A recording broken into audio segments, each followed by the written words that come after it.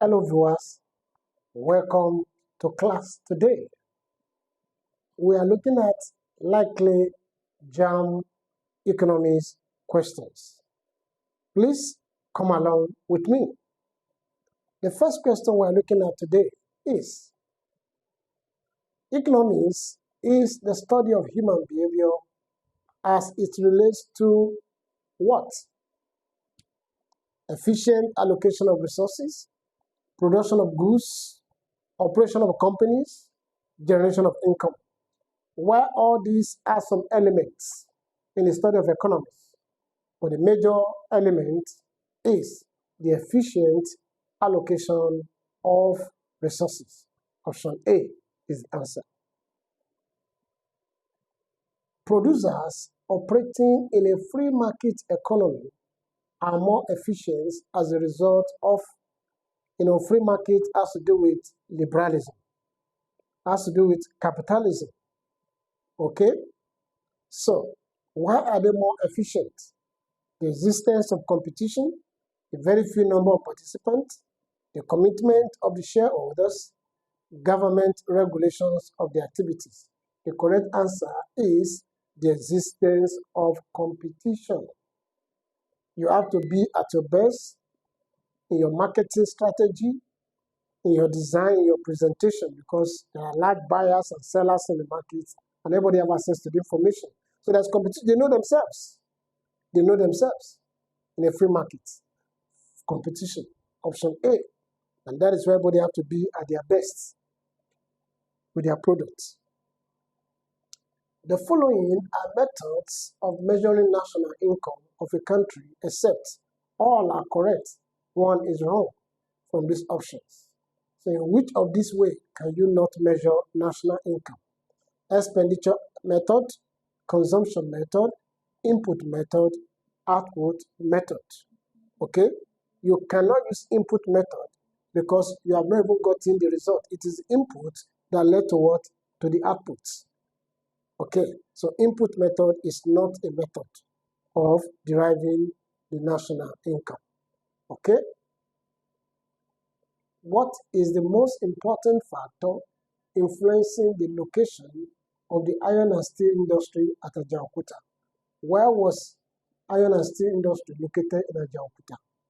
Availability of labor in that area, availability of power, nearness of raw materials, access to transport facilities. The correct answer here is nearness to the raw materials needed for that product.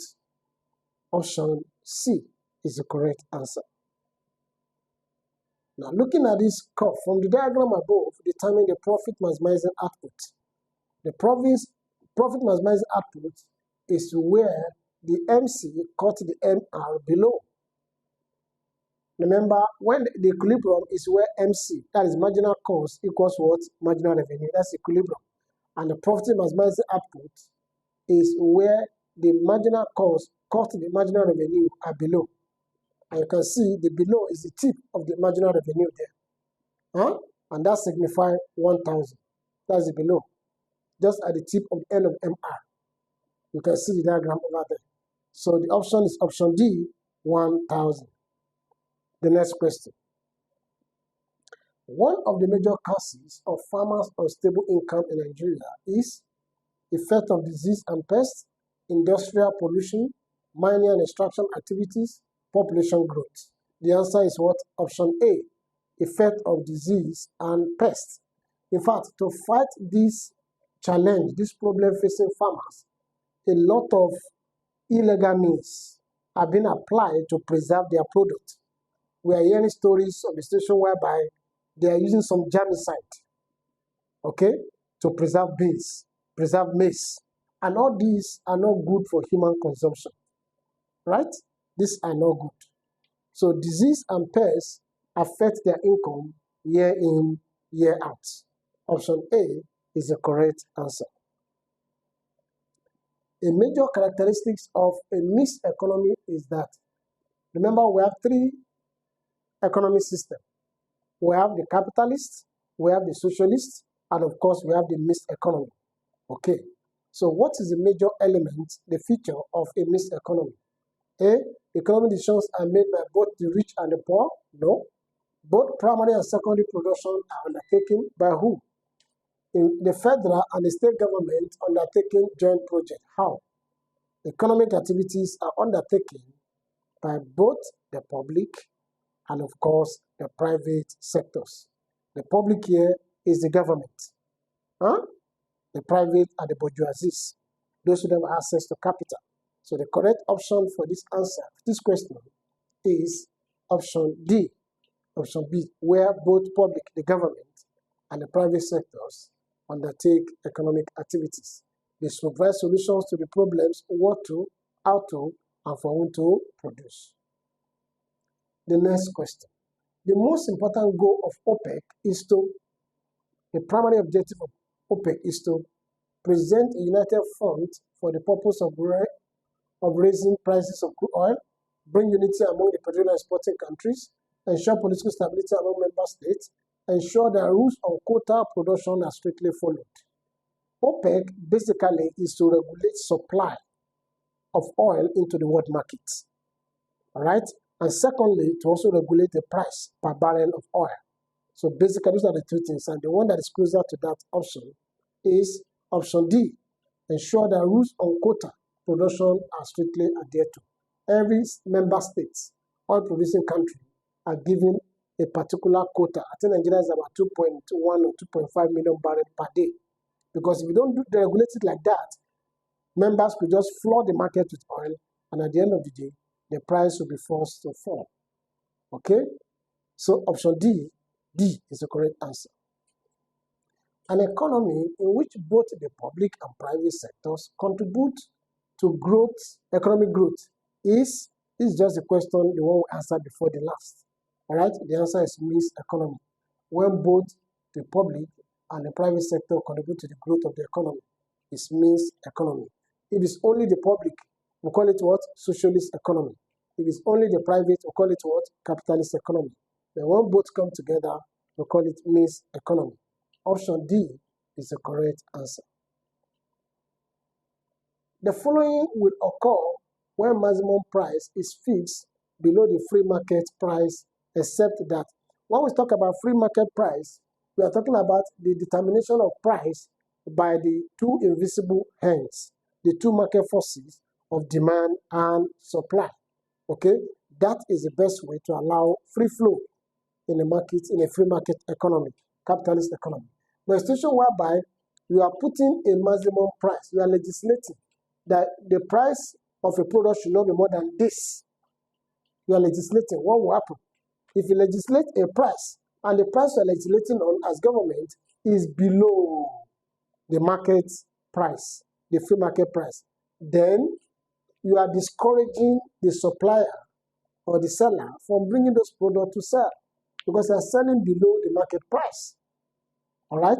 And if they don't bring the market to sell, the demand of what happened to the demand? It will affect the demand. So let's see what happens. Black market, okay, all options are correct except one. Black markets will be encouraged. What do you mean by black market? A black market is a parallel market and an illegal market. It's not legal, all right? Operating in the economy.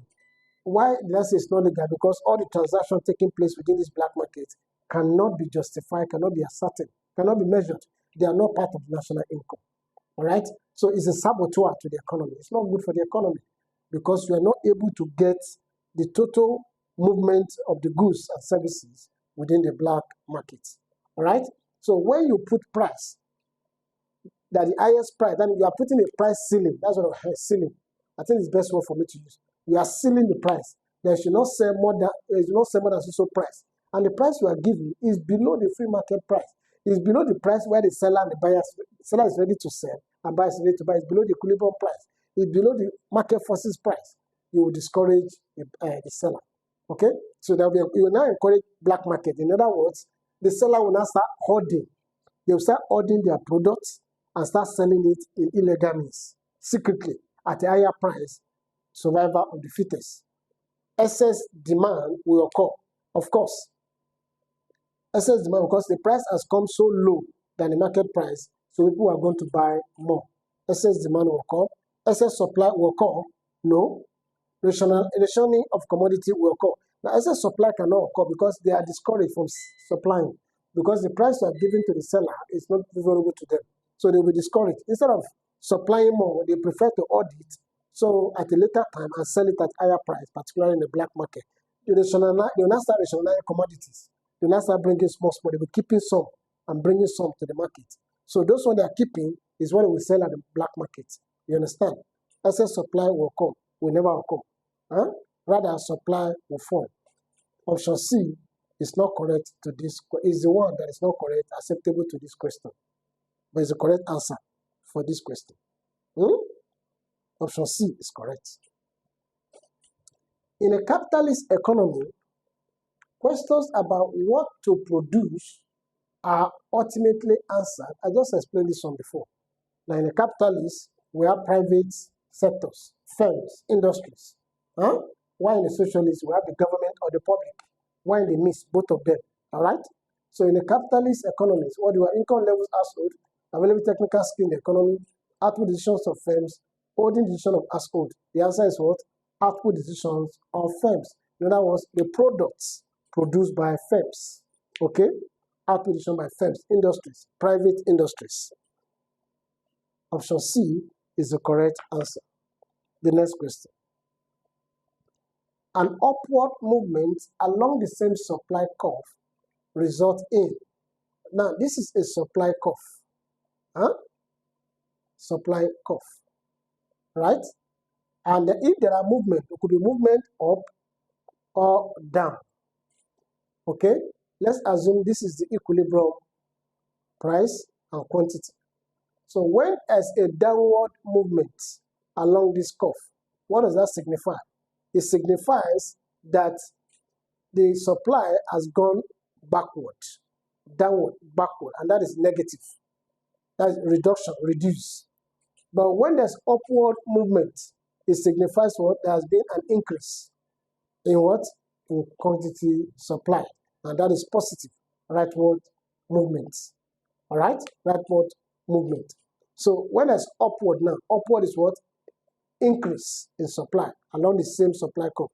Increase. A decrease in price, an increase in what? An increase in quantity supply, a decrease in quantity supply. The answer is what? An increase in quantity supply. Option C is the correct answer. That upward movement shows increase in supply and vice versa. The next question. The speculative demand for money is inversely related to what? You know, we have three models or reasons why people hold money. One is speculative, which means for special purposes, like investing in business, investments. Then we have transactional, and we have precautionary. Transactional is talking about your day-to-day expenses, running your day-to-day expenses. While precautionary is talking about preventing emergencies, for emergencies. What will happen in the future? Unforeseen circumstances. All right? Now, for speculative purpose, when you keep money for speculative purpose for investment, for instance, the investment will only be legible or encouraging if you are going to enjoy higher interest. But if there's lower interest or no interest, you will not be encouraged to invest your money. In fact, you prefer to spend the money now to buy what you need to buy now, because if you leave it by inflation, it will lose its value in future. But if the interest is attractive to the point that it will supersede the projected inflation, then you'll be encouraged to invest your money. Okay, so it's inversely related to what? To the interest rates. The interest rate, what you are going to get, is what you are going to get from it that will encourage you to keep the money for special purposes like investment. Option A is the correct answer. A major factor affecting the value of money is the price level, banking habits, transitionary motive, divisible nature of money. The answer is the price level, and that's when we talk about inflation or deflation. Okay? The general price level affects the value of money. Like in Nigeria today, because the prices of goods and services are so high, so the money has lost what is value. You have plenty of money in your hand, but when you get to the market, you can only buy very few things. Option A is the correct answer. The next question. The law of diminishing marginal utility indicates that if a consumer increases his consumption of a commodity, continually, what happens? Now, you need to understand this. Diminishing means reducing. Marginal means one additional. I hope you are following me. Utility means consumption, enjoyment. Consumption, enjoyment, okay? So, the law of diminishing marginal utility says that as you consume more and more of additional of a particular product, there's tendency that your utility enjoyment from that product will be lesser. Let me give you a practical illustration. You are thirsty, and then you just go to a shop, say, can I have a bottle of Fanta? And you got that first bottle of Fanta, and as you are taking it, as if you are taking a journey to heaven. You know what I'm saying? You know, your thirst was quenched, your satisfaction was so high. Now, you are done with that bottle, and you got another bottle, the second one, and you got an additional one, the third one, and you got the fourth and the fifth one. What do you think will happen? Eventually, your enjoyment, your utility, your satisfaction with that bottle of Fanta will be reducing with additional bottles. And that's the meaning of what? Law of diminishing marginal utility. As you consume more and more of a particular product, the less satisfaction you get from that particular product. Okay? Utility is talking about satisfaction. Huh? So total utility must fall, marginal utility must fall, marginal utility must rise. Marginal utility may fall even though its total utility may be rising. The answer is what? Marginal utility must fall. The enjoyment, the satisfaction you are getting must definitely fall. Huh? The satisfaction for that first bottle you took cannot be compared with the next bottle, or the third bottle, or the fourth one. It can never be compared. Okay? So answer is option B. Marginal utility must fall. It will be reducing with additional consumption. I hope you're enjoying this class. Please subscribe and share the link with your friends so that they too can also benefit from it. The optimal range of output for a perfectly competitive firm is, what do you mean by optimal? Optimal means the optimum. The optimum has always been for a perfect competition, has always been, I said that earlier, the point where MC equals MR. MC is what? The marginal cost. And MR is what? The marginal revenue. So what is MC? It's talking about the additional extra costs made on one extra unit produced. What revenue is what? The additional or extra income made on the one additional product made. So, what is the optimal range of output for a perfectly competitive market? AC is lowest, AVC is lowest, MC is rising, MC is what? Falling. I think the answer is A. Average cost is lowest. The average cost is talking about what you are spending per each product. What you spend per each product. So if what you are spending per each product is getting lower and lower to the point of lowest, then you are what? You are optimal. You are optimal.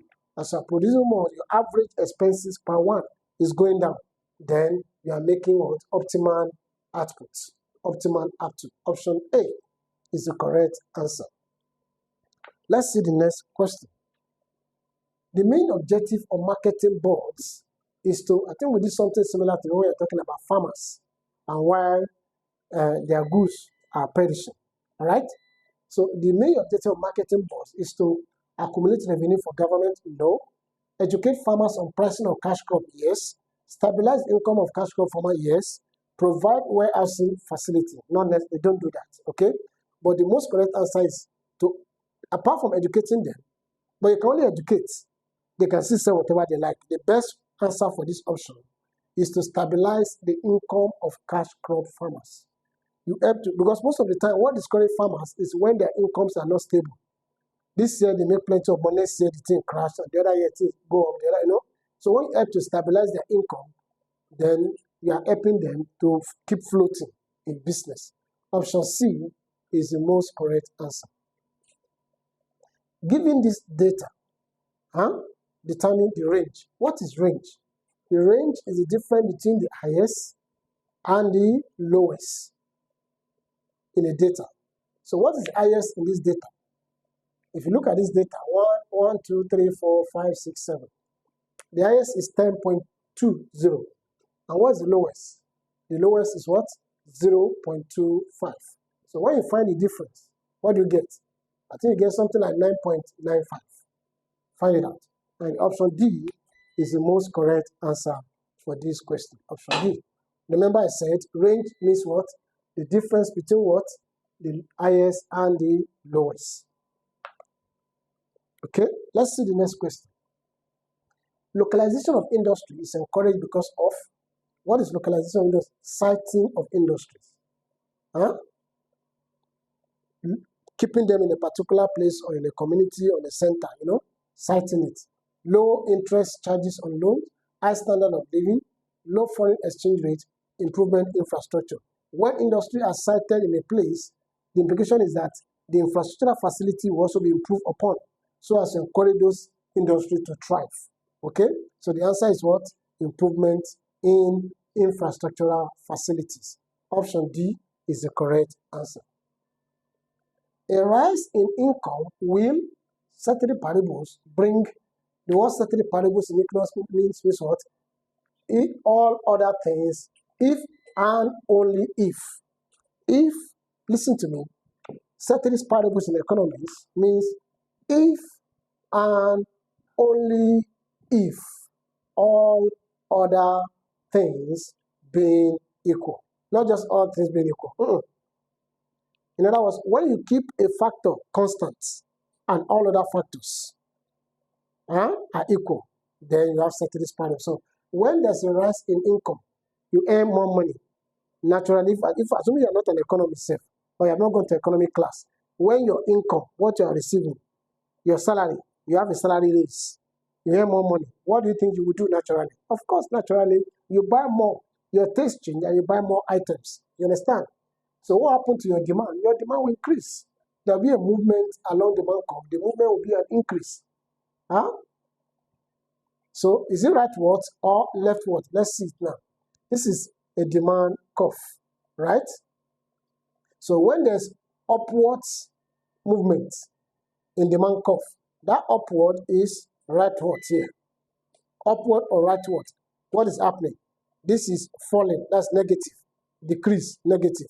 But when there's downward movement, look at it, moving, downward movement. That is what? Positive, increase. So in this case now, your income has increased. What will happen to your demand? Your demand, of course, also what will increase. So there will be a rightward shift. A rightward shift in demand. There will be a rightward shift in demand. That will be creation of another curve. D1, D1. That will be positive. A rightward shift means positive. Increase in quantity in demand curve. Increase in demand curve. Another curve, I say. Option C is the most correct answer. Option C is the most correct answer. Okay? Pricing and output decisions of sellers are highly independent in markets known as oligopoly. What is oligopoly? There was one of our classes we did that I explained all this stuff. In case you missed that video, you can check up for the videos up there. All right? I did a deep interpretation and explanation on markets and types. All right? The one is mono. Mono means one. Oligo means few. All right? And when we say poly, poly means seller. You can also have what? Sony. Sony means with S. Means what? Buyer. Are you with me? Very well. So, why did I say oligopoly? In a market where there are few sellers, these sellers, they know themselves. Are you there? And they know that any attempt to increase abnormal price, they will lose customer to their competitor. Okay? So, there's interdependence of both the pricing and the output, the quantity in the market and the price in a oligopolistic markets. All right? So the correct answer there is option B. Net national product is derived by deducting. When you see the word net, it's like you that are, if any of you are, if you are working here, that's what they call gross salary. Your gross salary is your total salary. Maybe your salary is 20,000. Okay, 20K. Then from this 20K, They will remove your tax. They remove your, let's say your, what do you call it, pension. Okay, if you take loan, they remove your loan. All right. If you're a cooperative, they take your cooperative or whatever they take. And after taking all these things, maybe what is left for you is 12,000. So this 12,000 is called your net salary. Huh? So your net is after all the necessary deduction has been taken, all depreciations, all deduction have been taken, whatever remains is the net. That's your net salary for you. So net national product, as far as national income is concerned, is when you remove depreciation from the GNP. GNP is gross national product. So when you remove depreciation, all depreciation of the machines, of the factors in the cost of production, then we have what? Our net national product, NNP. So option D is the correct answer. All right. The next question. The short run can be defined as a period of time during. Now, when we say short run, in economics we have two runs. We have short run and we have long run. When we say short run is a limited period of time that changes may not be observed. All right? Changes may not be observed within the factors of production. But long run is enough time given for any changes that want to take place. For instance, in the short run, we believe that land as a factor of production is fixed. Or you say a factor of production must be fixed in the short run. Okay? We assume fixed. But at the long run, all factors of production are variable. They could move, they could change. You understand what I'm saying? So that's understanding short and long run. So then let's now answer the question. The short run can be defined as a period of time during which all inputs are fixed. Yes. At least one of the firm's input is fixed. Yes. Also could be yes. At least two inputs are fixed. Huh? All inputs are variable. This is at the long run. Option D is at the long run. But the question is asking us at the short run. So at the short run, at least one of the firm's input, one of the factors of production is fixed. At least one is fixed. So correct answer is option B. At least one is fixed in the short run. But at the long run, all of them are variable. So if the question is asking us long run, the answer will be what? Option D. It's asking us short run, so option is option what? B. At least one of the firm's input, one of the factors of production is fixed. I hope you're enjoying the class. Please subscribe to this channel and please share the link with your friends so that you can enjoy this. A major assumption in a perfect competitive market is that the number of buyers and sellers is small, individuals cannot influence prices, the quality of product remains the same, prices will always remain constant. Well, in a perfect market, we have large buyers and large sellers, and there are perfect information about the market. Okay? So, what will happen in this assumption? It says small. This is wrong because the buyers, the sellers and buyers are large. So option A cannot be correct. Individuals cannot impress price because price is given. The price is given to you, so that you cannot influence the price. All right? There's a perfect information about the price stated, written, so you cannot change it. Okay? So the correct answer there is option B. Option B. Individuals cannot influence the prices. Okay? Let's go to the next question. If the price elasticity of demand for a good is 0.43, an increase in the price of the good will result in, within 0.53 it means inelastic. You understand? Inelastic, which means the price elasticity of that demand is inelastic. So if it's inelastic and you are increasing the price, you are going to lose at the end of the day. There's going to be a little loss for you. Eventually, you are going to lose. You are going to lose because when you increase the price, there will be lower demand. Huh? There will be lower demand. Once there's lower demand, your income also will reduce. So that's why you're losing. You are losing at the end of the day. There will be a net loss. Option D is the most correct answer. There will be a net loss. Option D is the most correct answer. You are losing because the demand will also fall because of increase in the price.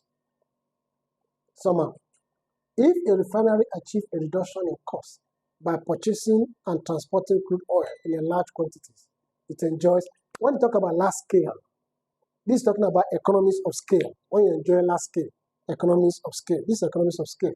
So don't waste our time. I just mentioned it. Option A is the correct answer. When you produce at large quantity, huh, there's always what they call economies of scale. You enjoy the benefits of that largely. Like when you go to the market, you are buying in dozens or in cartons. Huh? There will be a kind of cut or reduction in prices given to you. That's economies of scale. That is what you enjoy for buying in large quantity. I like enjoying that, you know. Anyway, the next question. The type of business finance that entitles the holders to a fixed rate of dividend is, you know, we have many shareholders in a business. We have many financing. But in this case, the kind of dividend shareholder that enjoy fixed rate of interest are the preferred shareholders. They are preferred because they are not entitled to voting in the business. They only put invested in the business. So whatever happened to the business, they are the first person you will settle before you settle ordinary shareholders. Ordinary shareholders are the last because they are the risk bearer they are the owner of the business and the risk bearer. They vote. The preferred stockholders, they don't vote. They are preferred. From the word preferred, they are always ultimate. So they enjoy fixed rates in their own dividends, on their investment. Fixed rates. Okay? Unlike shareholders, that their own fluctuates, ordinary shareholders. So option C is the correct answer. All right? MPC plus MPS equals, MPC means marginal propensity to consume, MPS means marginal propensity to save. When you earn income, for your income, remember why is income? For your income or revenue, you spend, that's consume, you spend, right? That's consume. You also save. Savings, and then you also invest. So when you add this together, what will it give you? It's still from the same source, from the same purse where you are spending, from the same purse where you are saving. That is one. One purse, one equals to one. So MPC, MPS equals what? One. When you add it together, it's still one. From the same source, one. Okay? The next question. In order to reduce hardship faced by consumers due to high prices, government can introduce, for instance, what we have in Nigeria today, there's hardship. Because the prices of goods and services are on the ceiling, on the rise. Okay, so what can government do? Government can introduce maximum price, commodity boards, minimum price, price control boards. All these are interwoven and interrelated, you understand? But what government can do is to introduce minimum price, or what they call price floor. Price floor, okay? Because when you introduce commodity boards or price control board, the two boards, there's a limit to how far they can do. Boards can only give price range. There will still be what? Differentiation in prices. And you can't just give maximum price. Like the question we answered earlier, if you give it and it's below the market price, you will discourage the seller from selling and they will introduce black market because they have to sell their product. So it's better you give what? Minimum price. That's price floor. That they can sell a particular product. Anyway, at this point, because of, we are going to stop at this point anyway, so that we can pick up from that point next time. Thank you for your time, but don't forget to subscribe to this channel and also to share the link with your friends so that they can also enjoy what you enjoy. In case you have any question, please you can drop it. We are going to attend to them with time. Thank you. Hi, I'm sure you enjoyed the content you just watched. To see more episodes as that, preparing you for your oncoming exams, smash the subscribe button on this channel right now and visit the playlist that we've made for you, covering over 50 types of different exams, including JAMB, WAEC, Cacao,